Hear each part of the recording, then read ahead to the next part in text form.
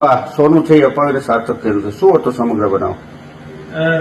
લીંબડી જે police station છે ત્યાં એક એવો બનાવ હતો કે 31 લાખ રૂપિયા અને આમાં જે 70 તોલાની આસપાસ જે સોનું હતો એ વ્યાજ બટા આધારિત લોકો લઈ લીધો હતો. તો એવી ન્યૂઝ મળ્યા પછી જે ડીવાયએસપી લીંબડી છે એ લીંબડી દ્વારા આ જે સંપૂર્ણ જે કાર્યવાહી હતી અમે બહુ સારી રીતે લીંબડી દ્વારા કરવામાં આવેલ છે. જે વિશાલ રબારી દ્વારા અમે શૈલેષભાઈ જીવણભાઈ કાગડિયા કરીને અને કોળી સમાજના એક વ્યક્તિ હતા. આના પરિવારની જે મહિલાઓ હતી આનો ટોટલ 70 તોલા જે સોનો હતો એ લઈ લીધો હતો.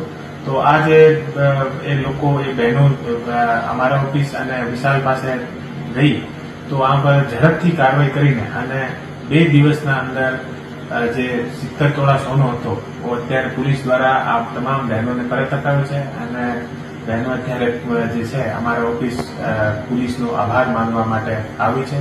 અને લગભગ જે 70 તોલા સોનો છે એ અત્યારે 1 કરોડના પ્લસના રૂપિયાનો છે.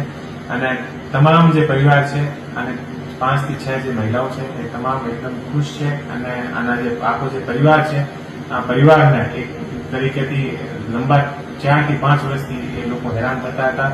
અને આની જે મહિલાઓ હતી અને આને પોતાના દાગીના મળતા નથી હતા. અને પોલીસ સ્ટેશન આવ્યા પછી ફક્ત 1 થી 2 દિવસની અંદર તમામ કાર્યવાહી પૂરી થઈ ગઈ છે. અને અત્યારે અમે જે આના દાગીના છે એ 70 તોલાના દાગીના અત્યારે આપણે એસપી ઓફિસમાં પરત આપ્યા છે. સાહેબ, સતત વ્યાજ વટાવ સામે કામગીરી છે એ સુરેન્દ્રનગર જિલ્લા પોલીસ દ્વારા કરવામાં આવી રહી છે. હજી પણ લોકોને શું આપ અપીલ કરશો?